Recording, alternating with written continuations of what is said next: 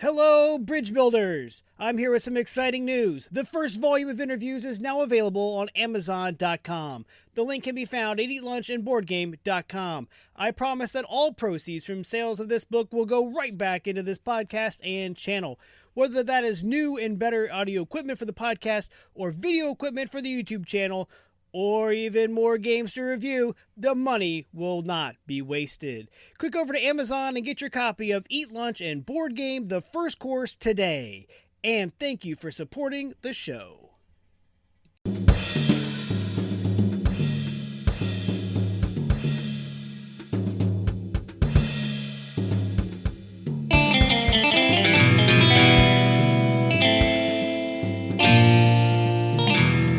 Welcome back to Eat Lunch and Board Game. I'm your host, Adam Collins, and with me today I have John Kohn. John, say hi. Hi. So, John, you design print and play games and put them up on Kickstarter. Right, that's right. I initially do the print and play. They let people test them out, and then I offer them as a commitment as a manufactured copy later in a separate campaign. I don't want to have people have to commit a lot of money to a manufactured version at the get-go, not really know what the game's like. Makes sense. I've got plenty of different copies of your games. I've got at least, I was looking through your list because your latest campaign, Ramming Robots, is live on Kickstarter right now. And you had a list of all your games, and I was going through trying to figure out which ones I don't have. So I did find a couple, so I'm good there. But yeah, it's currently live on Kickstarter as of the recording of this, which is February 18th. So how did you get into gaming? Well, actually, it started when I had my three boys when they were young. I would create games for them. And then I decided later, after they grew up and left the coop, that I'd try to make them into something I could share with other people. And I always, of course, heard about Kickstarter. And it's been pretty good. It's been pretty good. It's not like Exploded Kittens good, but that's not the point. we all wish we had the next Exploding Kittens. Yeah, my point is to share with as many people around the world as possible. That's my primary goal. Secondary goal is more of a fantasy, and that's to get the games published professionally, and someone license it to someone who can give it decent artwork, marketing, that kind of thing. Tweak it a little bit, but right now I'm happy just to share the games. I'm retired. And it helps keep the brain active. Absolutely. Games. Absolutely. Yeah. Like I said, I've backed a handful of them. I'm currently a backer on your latest one. I'm excited because you've unlocked a lot of extra P&Ps right now as well. Yes. Yeah. The last game that I got from you was Flak Attack, which was a manufactured card game. I will always remember that campaign as having one of the best post Kickstarter updates ever. I had really no idea about these flak towers, and you kept posting all these YouTube videos and History Channel stuff about them, and very fascinating. And I learned a lot. I loved them a lot, and I just thought that was a fantastic way to keep the community engaged while you were waiting on getting your card decks in. Right. And initially, I was going to try to make it a board game, but then agonizingly, I just could not make it work. And I said, wait a minute, make it a card game instead. Why have artificial bombing plots and cityscapes and stuff like that if it's not really necessary? Have the action between the ACAC and the pilots. Yeah, the game's fun.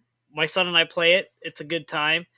Doesn't take a whole lot of time, which is, I love games I can fit in and under, the 60-minute mark, and then bonus points if it's under 30 and shorter. So we play it no problem. Like I said, it's a fun little, it's a quick little card game. Like you said, just somebody's the tower, somebody's the bombing raid, and You're trying to outsmart. You're trying to outwit the other person. Yeah. Now, one thing I did expand upon on an earlier game was with the Tiny Bubbles card game. That was my first quote unquote successful Kickstarter game. And to the extent I have a techie friend who took on the challenge of putting it as a Google Play game. So now it's available as an Android version. Again, a quick lunchtime thing, but for trademark reasons, for electronic versions, it's not called Tiny Bubbles, it's called Teeny Bubbles. We had to work around that. Now, Yeah. in hard copy, Tiny Bubbles is fine, but in electronic, we got a cease and desist thing, and so we changed it to Teeny Bubbles. Yeah, don't want to be messing with that. Also, there's two other themes. Instead of popping bubbles, you can have cats versus mice, and you can have uh, swimmers versus sharks, that kind of thing. So there's different varieties out there of the same type game. But that was my first attempt to get electronic. I Yeah, tried to have him that's go. cool. Yeah, I tried to have him do the iPhone, but his priority shifted. But we still have it active in Google Play. Well, speaking of sharks, the Shark Hunt game is one of my son's favorite games. I love it.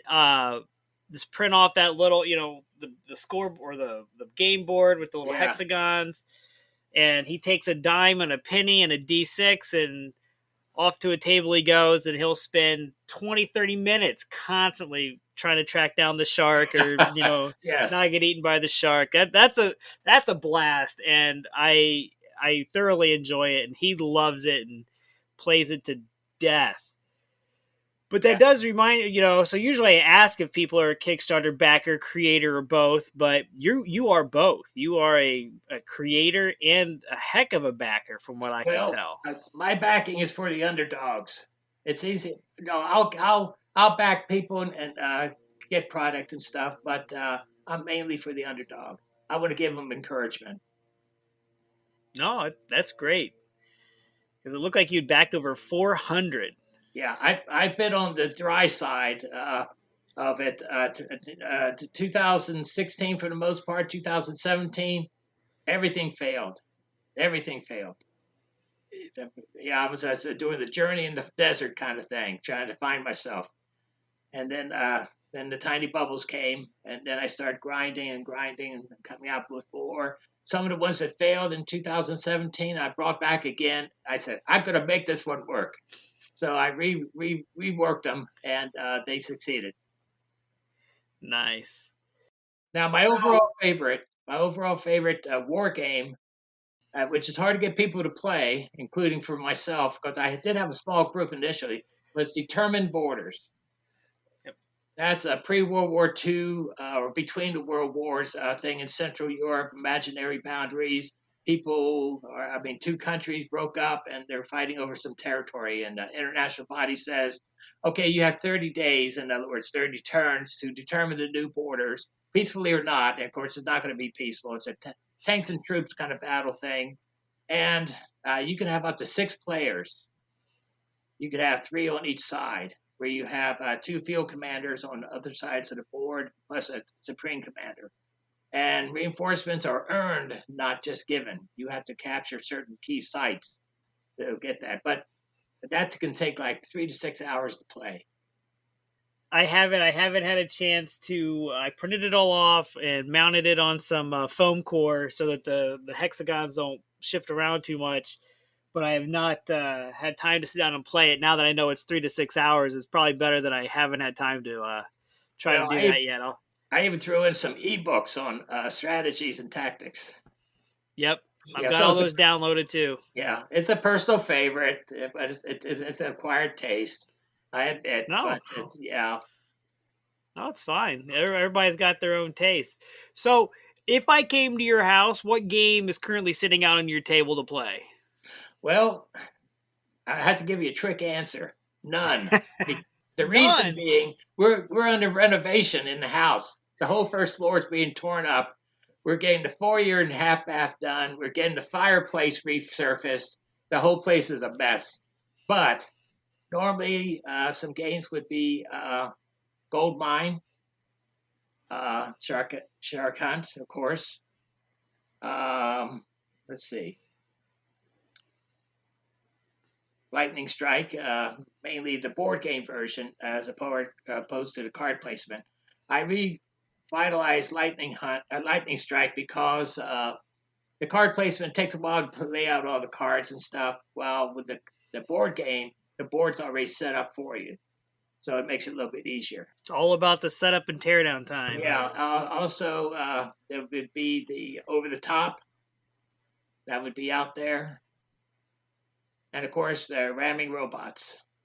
Oh, I can't wait for that one. Now you can be edgy and careful, score that 1 point, and then run away from the guy for the rest of the game, or you can just have a hell of a lot of fun and just attack, and just let the chips fall where they may. Yeah, be aggressive, have fun. That's the main thing.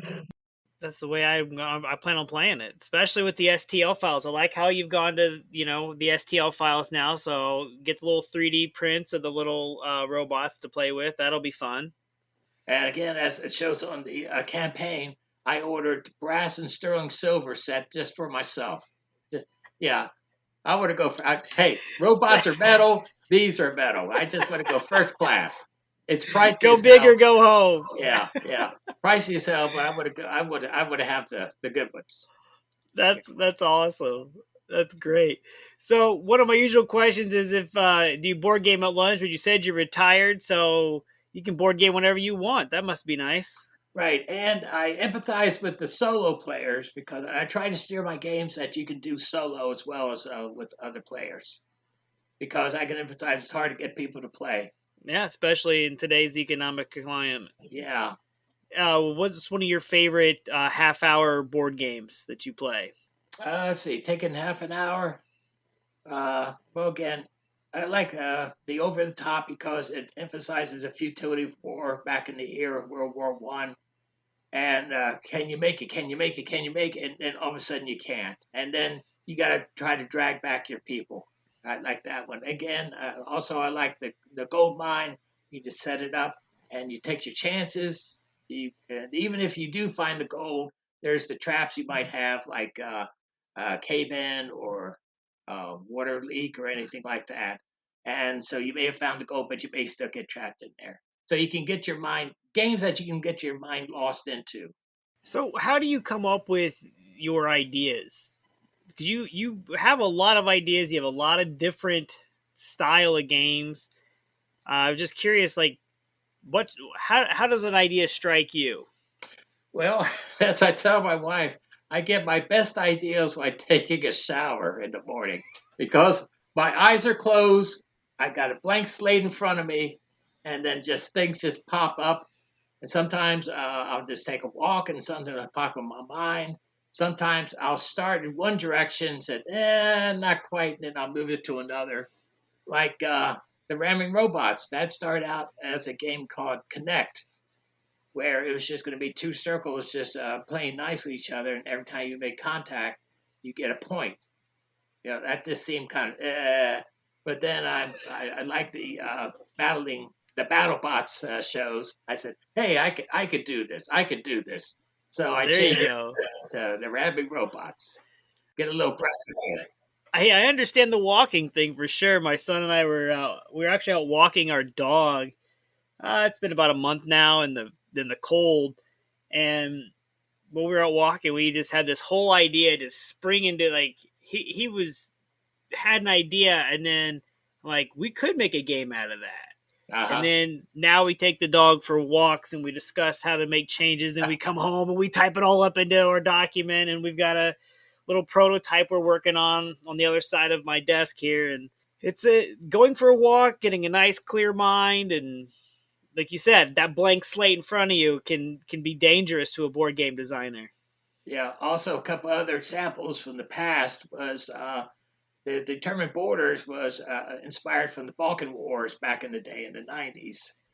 And as far as Gold Quest, I was going to trudge to the playground with the little kids, and I brought a pad and pencil. And I said, I'm going to just threw it around, and I came up with Gold Quest from that.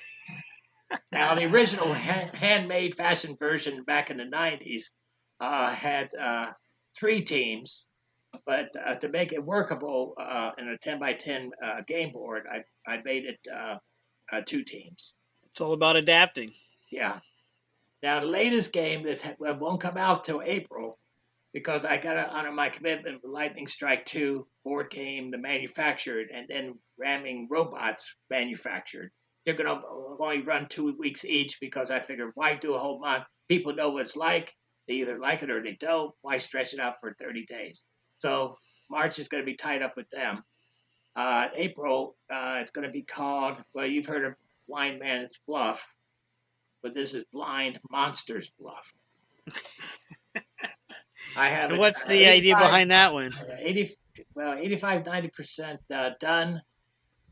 It was originally going to be a version which I couldn't quite make work called It Feeds at Night.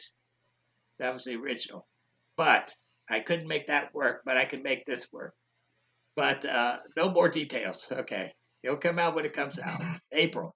Guaranteed. I even ordered the game pieces for it so I can play them on the PNP. Nice. I'm all in. It's good to hear you say that, you understand running a campaign short versus long. Because I feel that running a couple of the campaigns, like we ran our first campaign for like 35 days, right? 5 weeks. And really, after the initial push of the first 2 or 3 days, you've got that real long time until that final push at the end. And, like you said, people already know these games. And so you either want the manufactured version or you don't. There's no sense in having that long drag out in the middle. And I think that's very important to Kickstarter because a lot of people will actually withdraw their backing unless you keep them engaged for 35 days. That's a lot of work to keep people engaged. That's happened to me. People backing out. And what bothered me was, okay, you can back out, but when I had early bird specials, special price for those who jump on board first, they would drop out of that. That denied someone else a chance for the early bird special. So I don't offer the early birds as often as I used to. I don't know if they really do. There's all kinds of conflicting research about it. Yeah, we didn't do any early birds or anything like that either. So I fully understand that. Well, also, what I find at the last couple of campaigns, if you notice that when it started to plateau out or peak, I said, okay, let me throw something new in. That's when I threw in the old PNPs. Yep. We insert goals, you guys get free PNPs. And that certainly stirred things up a little. Sure. You got really close to unlocking one of them, and I think I threw $1 at it or something to throw it over the top. I think I threw that $1 you were short or whatever just to unlock it. Yeah. It's it's $1. Why not? Yeah. But no, this current was doing pretty well for you. Got a pretty good amount of backers, pretty good amount of sales going on it. So, well, one thing I take pride in, again, not being big time here, but since 2016, I've had over 600 backers over time. And I have 152 current that want to hear about future games. And with each game that goes out, it's nice to know there's some people who are new. And then I ask them at the end during the reward survey, do you want to hear about future games? And most of them say yes. So I add to the list, add to the list, add to the list. No, it's the way to do it.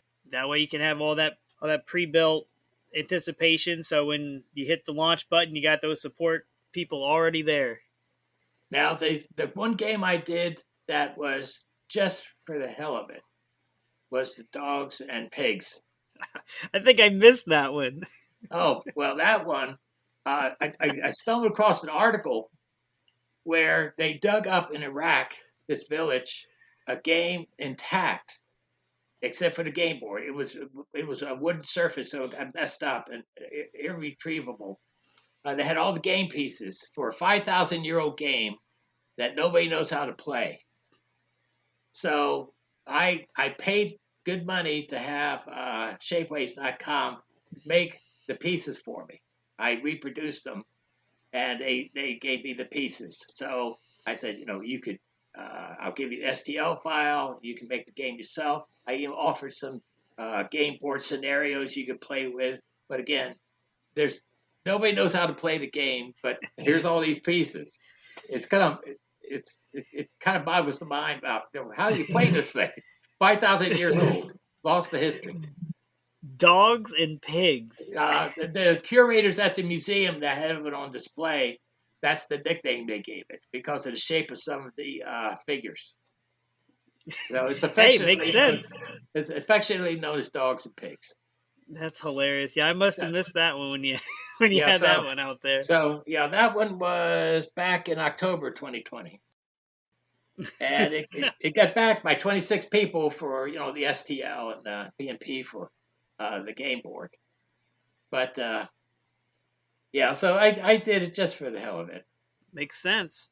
Let people rack their brains on how to do it. How do you play this game? No, that's funny. Maybe I'll add that to one of the free wins for my this latest one you got going on. Yeah, actually, it was one of my early backers who suggested it. When I first offered these P&Ps for free, it wasn't on the list. I said, oh, forget about it.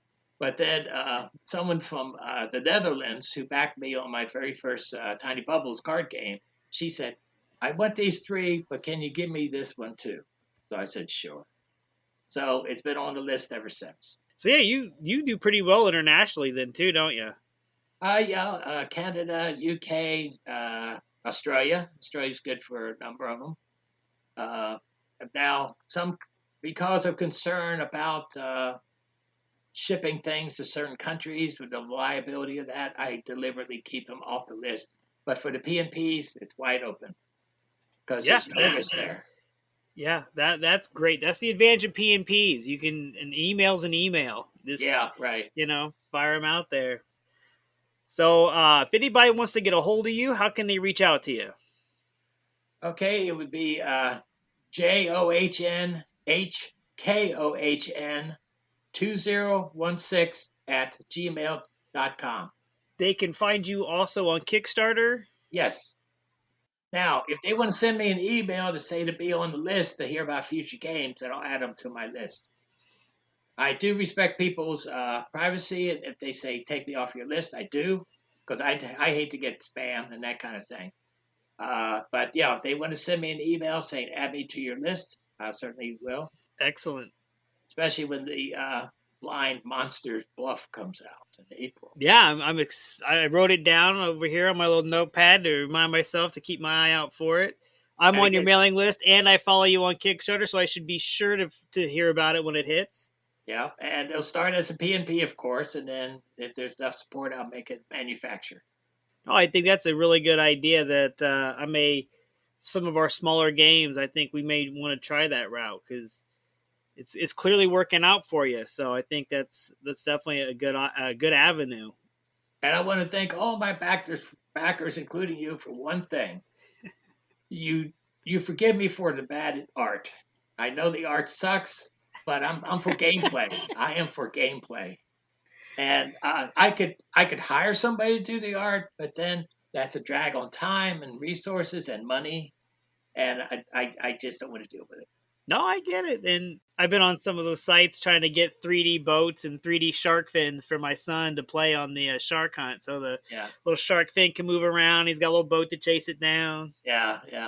So I don't mind the bad artwork. I mean, Picasso, he's an acquired taste, and he had to be forgiven for a lot of things. I mean, he started out as a conventional artist, and then he got whack.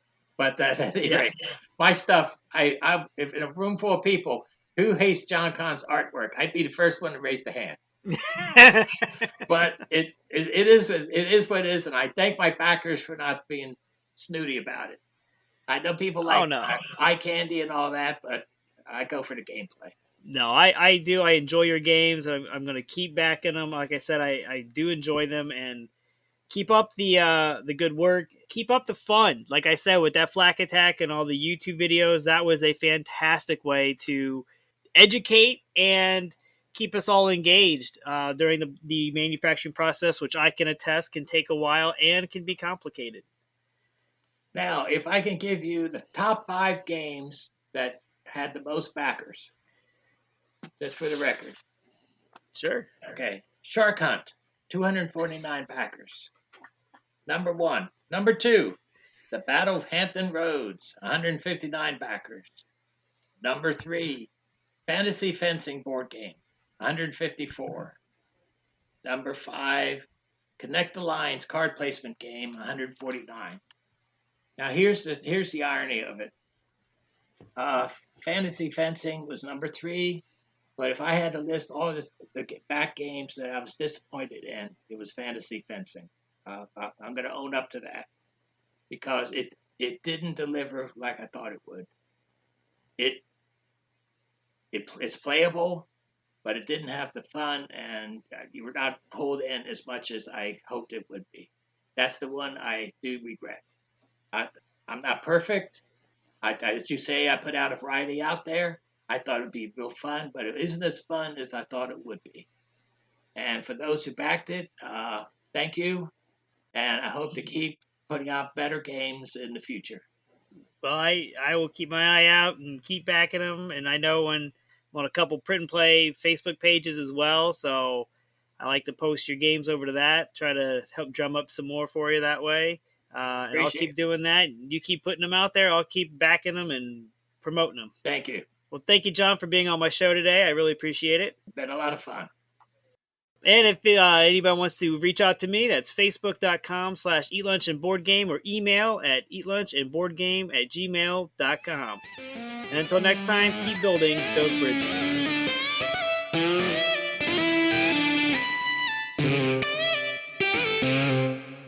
Average Joe's Gaming is a weekly podcast brought to you by us. I'm Joe. I'm Tom. We talk about all things game-related. In this hour-long podcast, you'll discover what has arrived in the game room, which Funko Pop Tom just could not resist, and maybe, if you're lucky, we might get around to talking about games. Might. Tune in weekly. You can find us on all of your favorite podcast formats. When you're gaming, why not be comfy? Go over to supportplayer.org. Click on the cards, pieces, and dice to get some merch. These t-shirts are some of the most comfortable I have ever worn. That's supportplayer.org, and there's a link on eatlunchandboardgame.com.